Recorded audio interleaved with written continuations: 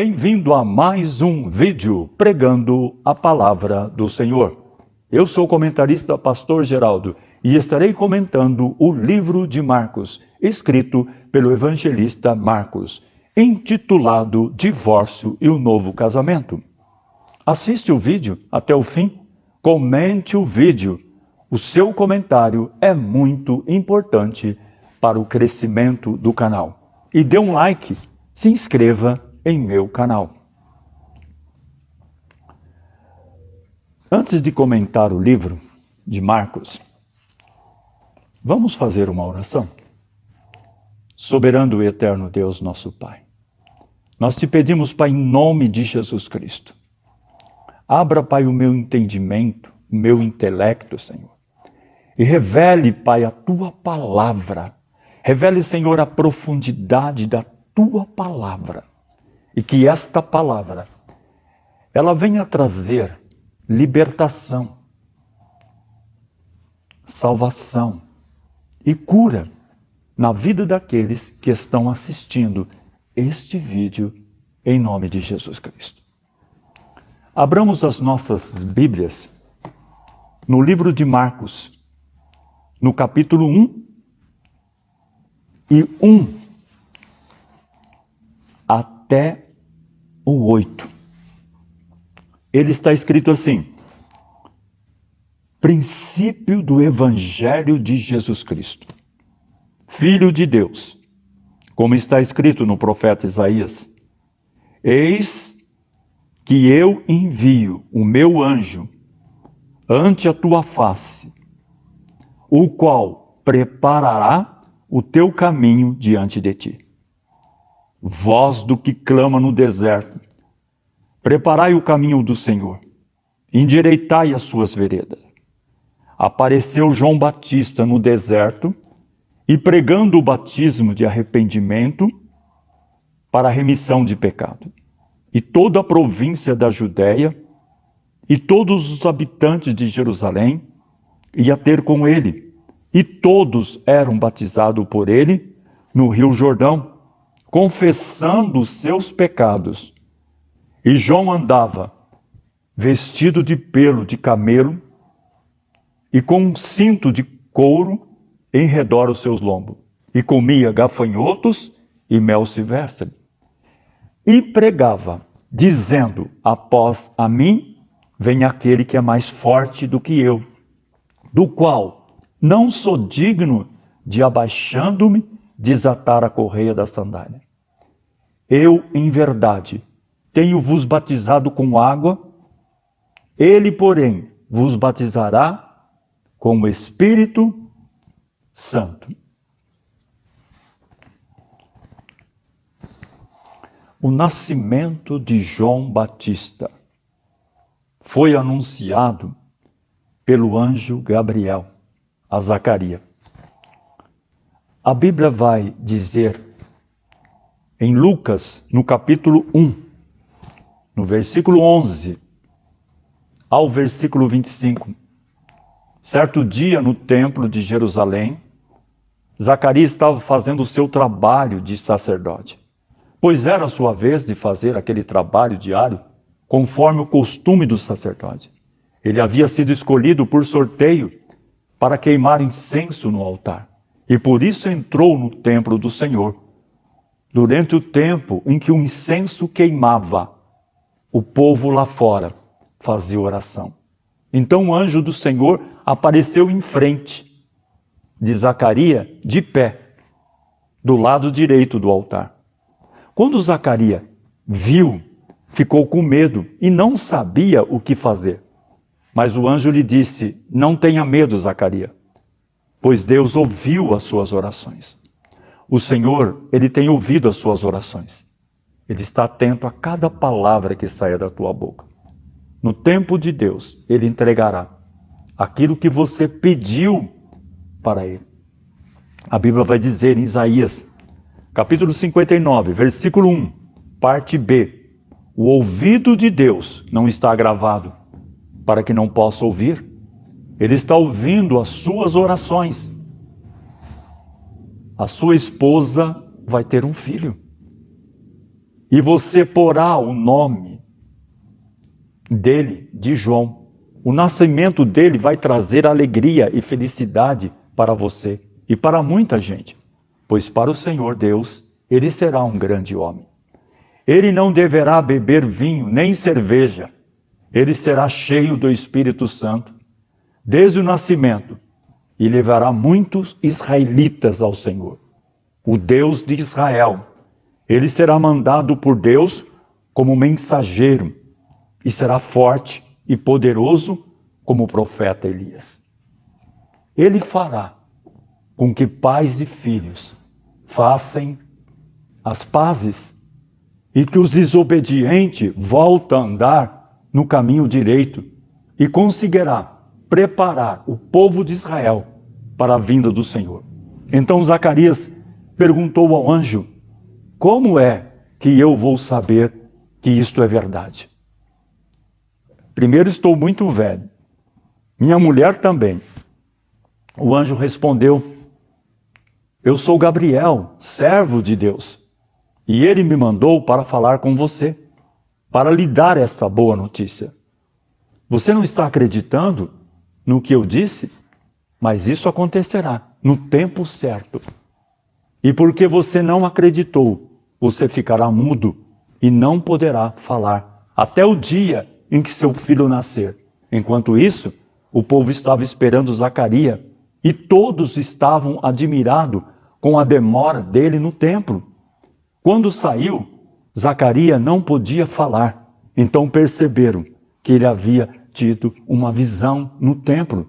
Sem poder falar, ele fazia sinais com as mãos para o povo. Quando terminaram os seus dias de serviço no templo, Zacarias voltou para casa. Pouco tempo depois, Isabel, sua esposa, ficou grávida. Durante 5 meses, não saiu de casa. E ela disse: agora que o Senhor me ajudou, ninguém vai mais me desprezar por eu não ter filhos. No antigo Israel, a mulher estéril era considerada como um ramo seco, uma presença morta. Também porque impedia que o marido tivesse uma continuação na recordação das gerações seguintes. Gerar filhos era um sinal de bênção divina. Salmo 127, 3.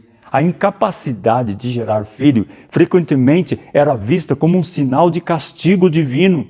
Adicionalmente, o status da mulher na família seria de pouca importância se ela não gerasse filho. Uma mulher estéril era frequentemente rejeitada, banida ou passada por um status inferior. Mulheres que Deus ouviu as orações e mesmo diante da infertilidade, de ter um útero seco, que não tinha esperança nenhuma, numa época em que a medicina era escassa, através das orações dessas mulheres, Deus operou nessas vidas um grande milagre. Qual o milagre? O milagre de ser mãe. Não desanime, continue orando. Deus é fiel para te conceder um filho na sua vida, como concedeu para Sara, Rebeca, Raquel, a mãe de Sansão, Ana e Isabel. Vemos nessas histórias mulheres estéreis, as dificuldades e humilhação que passaram, resultado do seu estado de não poder gerar filhos. Por outro lado, vemos a provisão de Deus diante de uma situação que era impossível de ser solucionado pela medicina nos tempos antigos. Salmo 127, versículo 3 ao 5. Os filhos são o quê? São um presente do Senhor nosso Deus. Eles são uma verdadeira bênção nas nossas vidas. Os filhos que o homem tem na sua mocidade são como flechas nas mãos de um soldado. Feliz o homem que tem muitas dessas flechas. Ele não será derrotado quando enfrentar os seus inimigos no tribunal.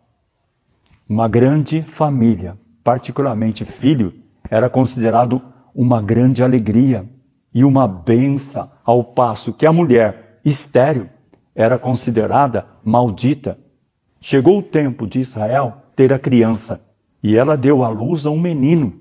Os vizinhos parentes ouviram falar da grande bondade do Senhor para com Isabel e todos ficaram alegres com ela.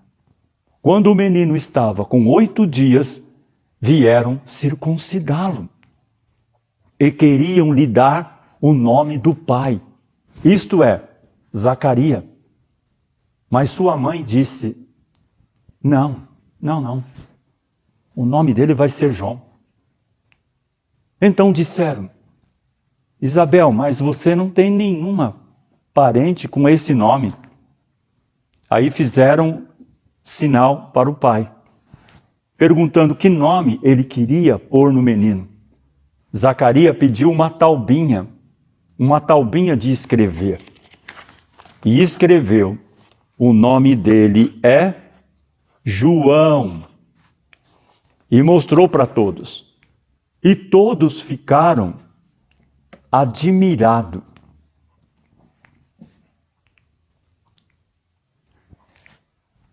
Nesse momento, Zacarias pôde falar novamente. E começou a louvar a Deus, a glorificar o nome de Deus. O menino cresceu e ficou forte de espírito e viveu no deserto até o dia em que apareceu diante do povo de Israel. Suas exposições, suas pregações sempre foram apontar os pecados e chamá-lo ao arrependimento. Suas exortações sempre foram duras e necessárias. Suas pregações tinham palavras como raça de víboras, arrependei-vos porque está próximo o reino de Deus, palavras de amor ao próximo. A Bíblia vai dizer em Lucas capítulo 3, versículo 3 até o 14, que João Batista percorreu toda a terra ao redor do Jordão, pregando o batismo de arrependimento para perdão dos pecados, segundo o que está escrito no livro das palavras do profeta Isaías, que diz: voz do que clama no deserto, preparai o caminho do Senhor, endireitai as suas veredas, todo vale se encherá e se abaixará, e todos os montes outeiros e o que é tortuoso se endireitará, e os caminhos escabrosos se aplanarão, e toda a carne verá a salvação de Deus.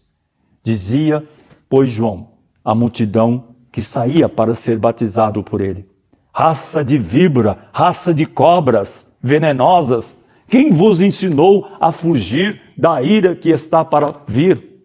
Produzi, pois, frutos dignos de arrependimento, e não comeceis a dizer em vós mesmo: temos Abraão por pai, porque eu vos digo que até dessas pedras pode Deus suscitar filhos a Abraão. E também já está posto o machado à raiz das árvores. Toda árvore, pois, que não dá bom fruto, corta-se e lança-se no fogo. E a multidão interrogava, dizendo: que faremos, pois? E respondendo ele, disse-lhe: quem tiver 2 túnicas, reparta com quem não tem. Quem tiver alimento, faça da mesma maneira. E chegaram também uns publicanos para serem batizados, e disseram-lhe: mestre, que devemos fazer? E ele lhe disse: não peçais mais do que vos está ordenado. Uns soldados o interrogaram, também dizendo: e nós, o que faremos? E ele lhe disse: a ninguém trateis mal, nem defraudeis, e contentai-vos com o vosso soldo. O que era soldo? Soldo em latim é sólidos. Era uma antiga moeda de ouro criada pelo imperador Constantino em 300 depois de Cristo e circulou no Império Romano até o Sauro substituir áureo. E estando o povo em expectação e pensando todos de João em seus corações se porventura seria o Cristo, respondeu João a todos dizendo: eu na verdade batizo-vos com água, mas eis que vem aquele que é mais poderoso do que eu, do qual não sou digno de desatar a correia das alpargas. Esse vos batizará com o Espírito Santo e com fogo. Ele tem a pá na sua mão. limpará a sua eira e ajuntará o trigo no seu celeiro, mas queimará a palha com fogo que nunca se apaga. Nessa passagem de Lucas, capítulo 3, versículo 17, João advertiu quanto ao julgamento iminente, comparando aqueles que se recusam a viver para Deus com a palha inútil, casca exterior do grão.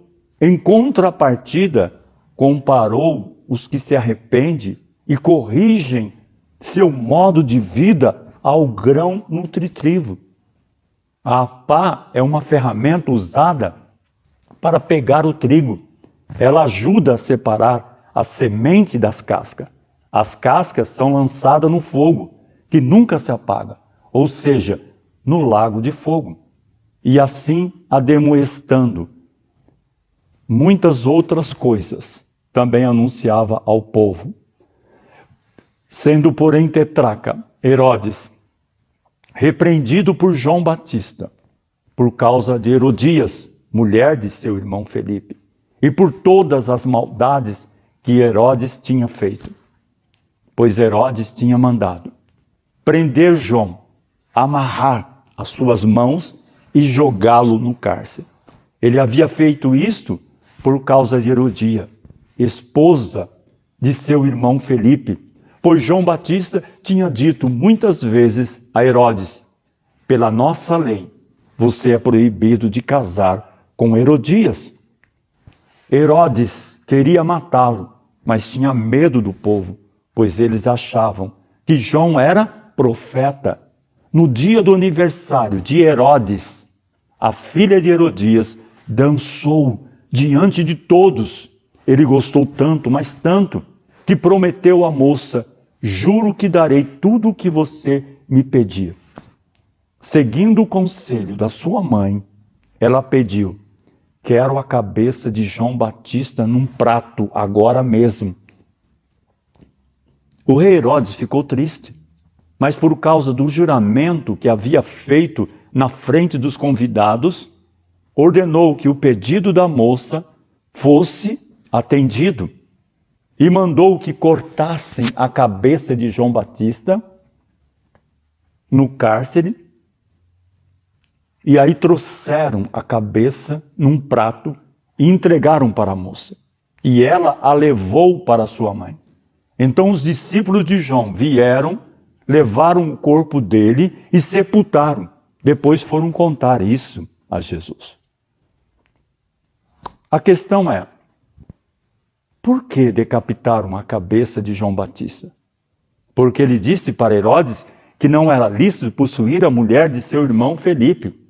Nós precisamos o quê? Nos nossos dias atuais, nós precisamos de pregadores ousados, pregadores que tenham compromisso com a palavra do Senhor, pregadores que não tenham medo de pregar a verdade, nem que isto lhe custe a liberdade, nem que isto lhe custe a sua vida. Houve uma separação, houve um divórcio, provavelmente da parte do marido de Herodias. A Bíblia não relata o motivo da separação, se foi incompatibilidade de gênero, o amor acabou, briga constante, ou se foi infidelidade conjugal. Talvez o motivo foi que ela envelheceu e perdeu a graça para o seu marido em seus olhos, por nela achar coisa feia. Provavelmente Herodias foi repudiada pelo seu marido por infidelidade conjugal. Em Roma, a lei do divórcio era uma prática normal, como no Brasil. Segundo o IBGE, nos últimos 10 anos, o número de divórcios no Brasil cresceu 160%. Mesmo os evangélicos sabendo que Deus odeia o divórcio, infelizmente, de acordo com o IBGE, a taxa de divórcio entre evangélicos se igualou à do restante da sociedade. Alerta pesquisa. A Bíblia vai dizer em Malaquias, capítulo 2, versículo 16: pois o Senhor, o nosso Deus, o Deus Todo-Poderoso de Israel, diz, o que ele diz? Eu odeio o divórcio. Eu odeio o homem que faz uma coisa tão cruel assim. Portanto, tenham cuidado e que ninguém seja infiel à sua mulher. Quais são as maiores causas da separação, de acordo com o especialista? Traições, dívidas, estão entre as maiores causas que levam um casal ao divórcio. Além disso, vícios, falta de comunicação, rotina e interferência indevida de familiares pode levar um casamento ao fim.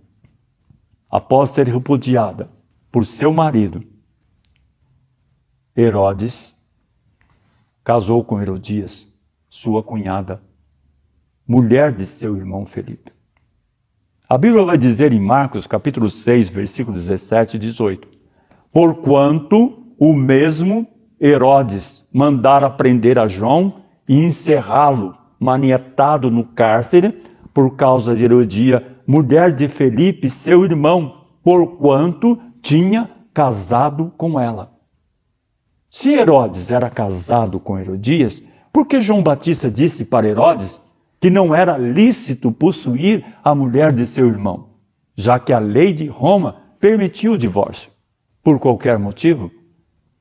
A resposta a esta indagação está em Mateus, capítulo 19, versículo 3 ao 12. Então chegaram ao pé dele, ao pé de quem? De Jesus, os fariseus, tentando, dizendo-lhe: é lícito o homem repudiar a sua mulher por qualquer motivo? João foi aprisionado e morto, e um dos fatores que colaboraram para isso foi sua manifesta opinião sobre o casamento e o divórcio. Os fariseus esperavam apanhar Jesus na mesma armadilha. Tentaram fazer com que o mestre fosse apanhado com controvérsias teológicas.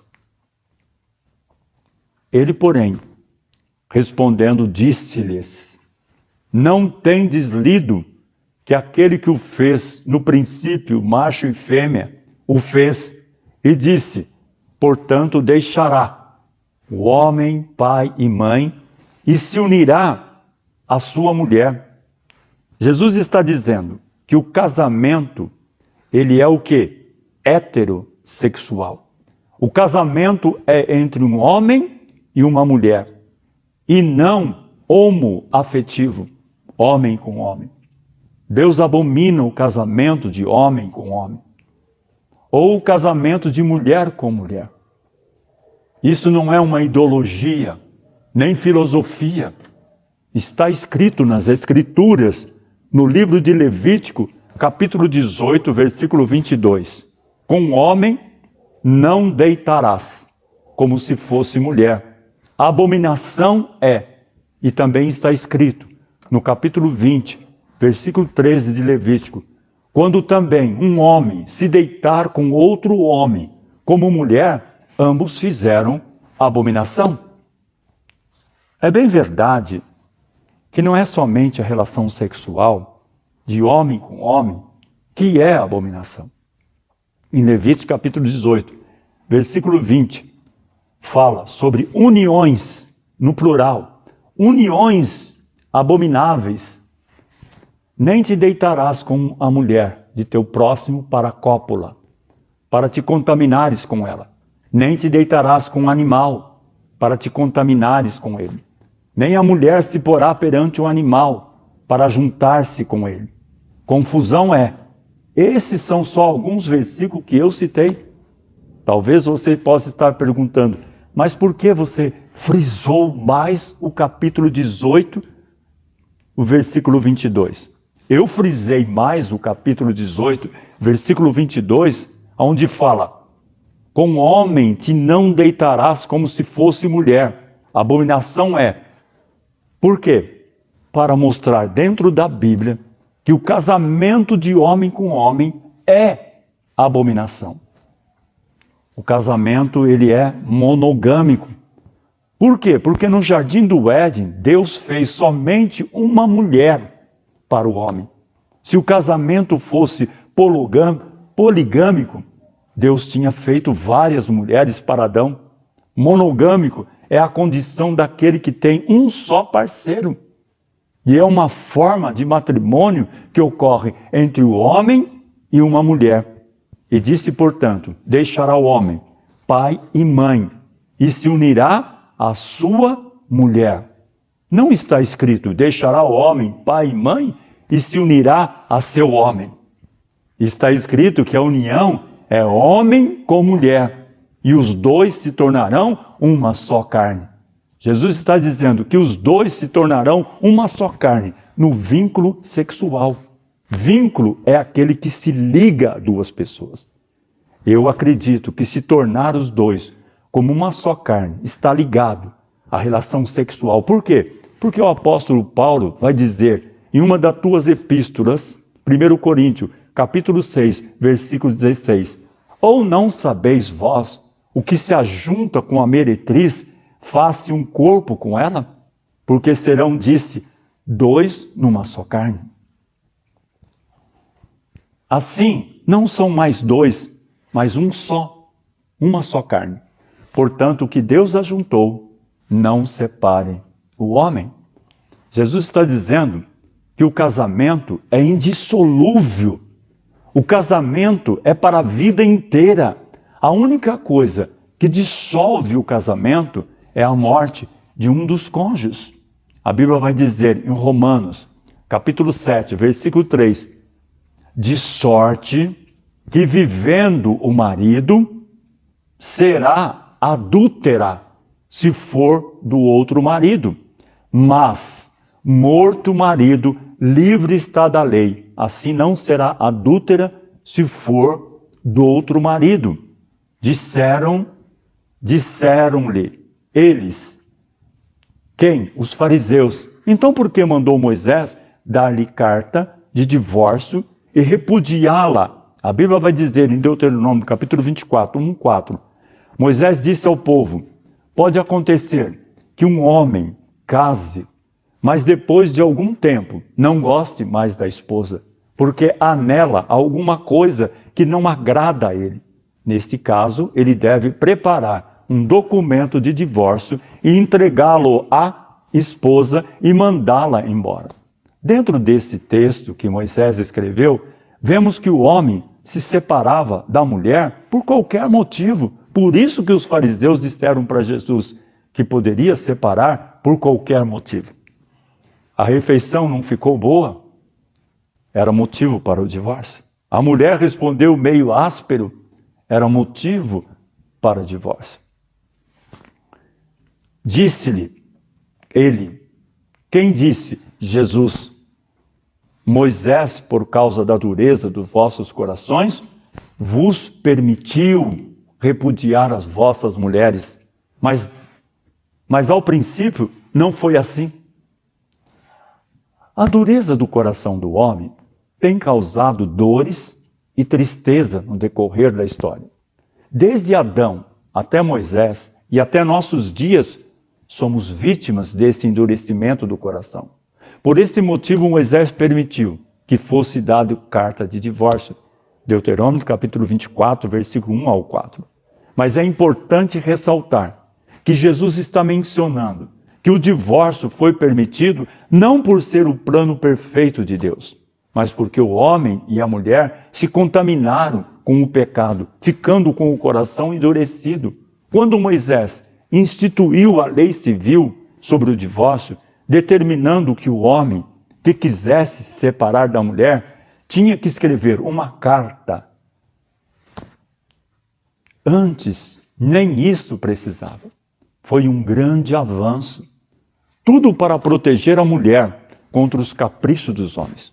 Pois ao ser repudiada, naquele tempo, a mulher ficava vulnerável, vivendo sozinha. É bom ressaltar que mesmo sendo relativamente fácil se divorciar na época de Moisés, não foi esta vontade de Deus. Pelo contrário, a sua vontade sempre foi que o homem se una à sua mulher e que os dois se tornem uma só carne, um só corpo, indivisível e indissolúvel, em vez de procurar desculpas para a separação O casal deve concentrar as forças a encontrar a solução dos problemas juntos, caminharem um do lado do outro. Em um casamento, não encontramos uma parte certa e outra errada. Pelo contrário, sempre encontraremos acertos e erros nas duas partes. É muito comum, no furor das discussões, só conseguirmos enxergar o erro do outro, nunca pensarmos que cada um tem a sua parcela de culpa.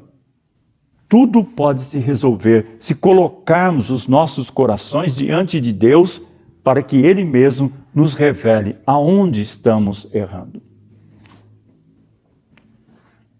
E movidos de compaixão, nos arrepender e mudar. Assim, o projeto de Deus, que é o casamento, não terminará em nosso lar. Pense nisso. Não deixe o seu casamento acabar para pedir ajuda.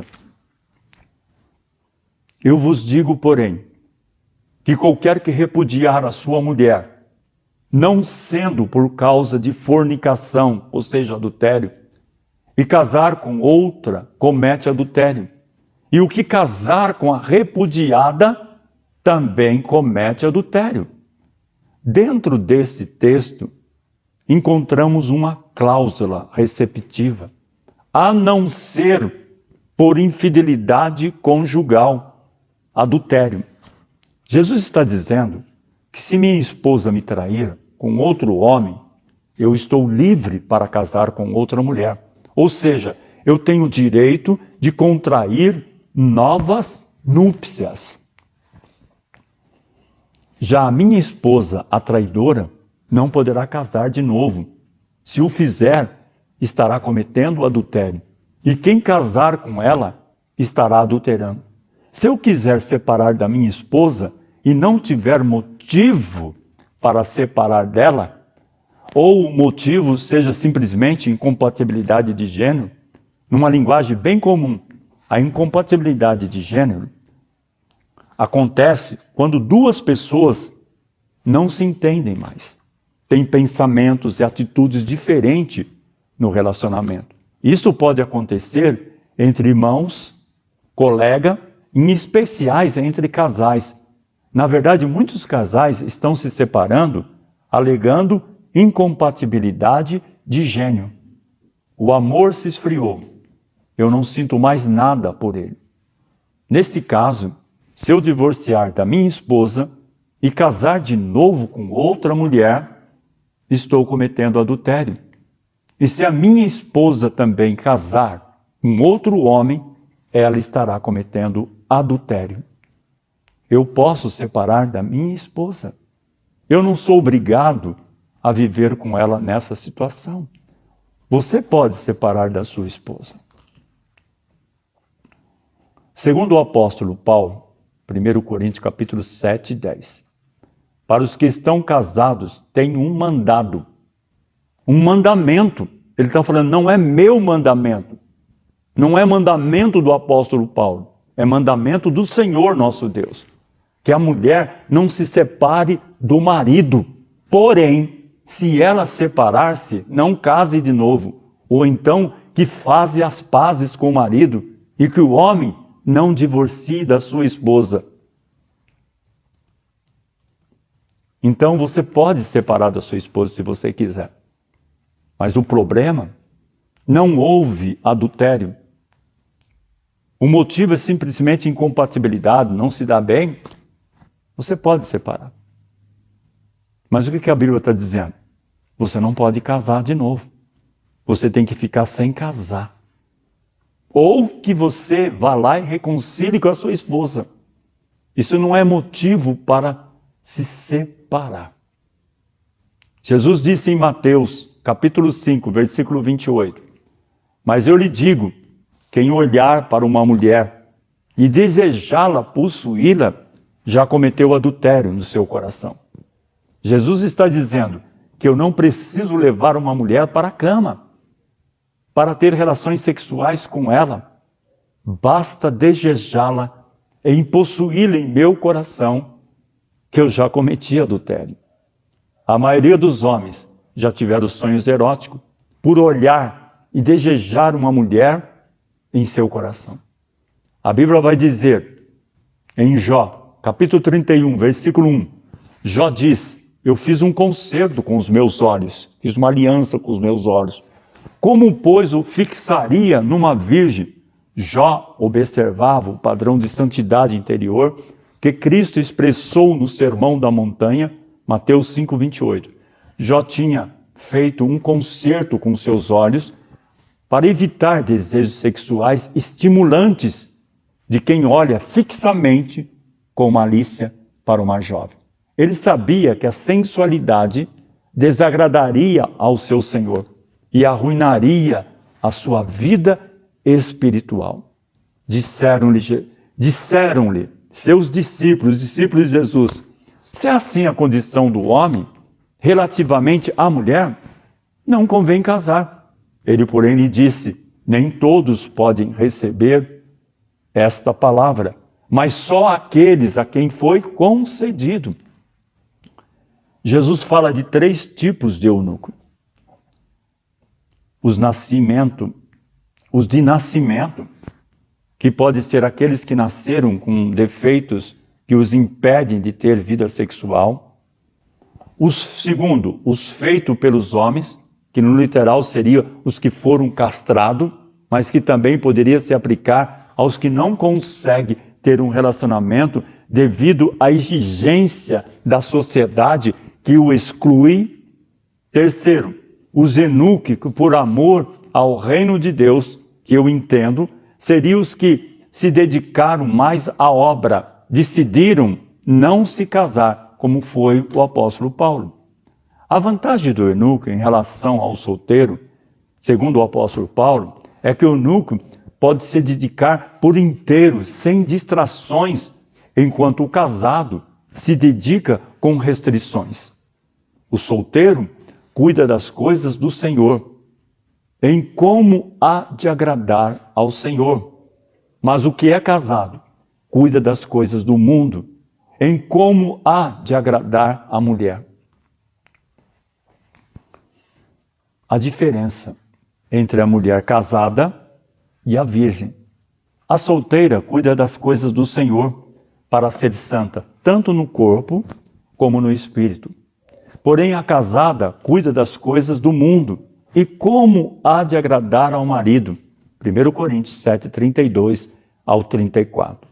De modo que nos nossos dias não se deve desprezar o que queiram viver sem casar, desde que façam isso por amor ao reino e não por neuroses religiosas.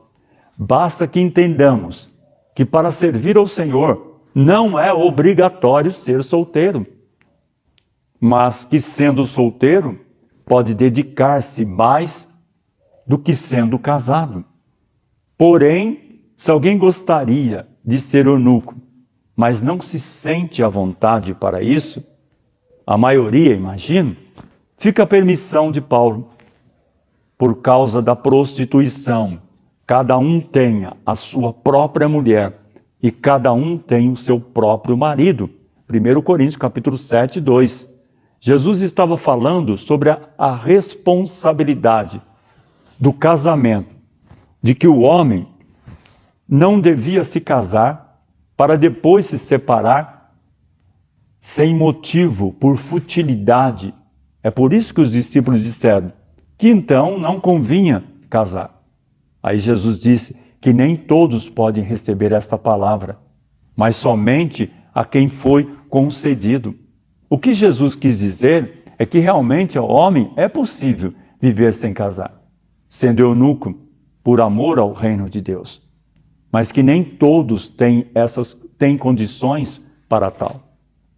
Eunuco, para quem não sabe, é um ser que não tem apetite sexual por ter sido castrado. No Oriente Médio e na China, o eunuco era o guarda encarregado de cuidar dos haréns, local da casa reservado às esposas e odalisca.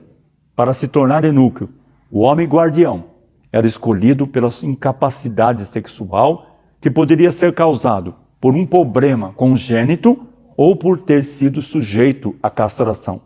Houve um período na história em que se fazia a castração nos meninos entre 8 e 10 anos de idade, para impedir a mudança de voz, que se tornasse cantores com voz feminina castrado. Era como se designava esse tipo de cantor, castrate, no plural. Foi só em 1902 que o Papa Leão XIII proibiu esta prática. Que possamos vivenciar aquilo que acabamos de assistir e ouvir através desse vídeo. Que Deus abençoe o seu lar, sua família, e lhe traga muita saúde, felicidade e prosperidade, e que seu lar seja um pedacinho do céu. A todos que assistiram esse vídeo até o fim, em nome de Jesus Cristo. Amém.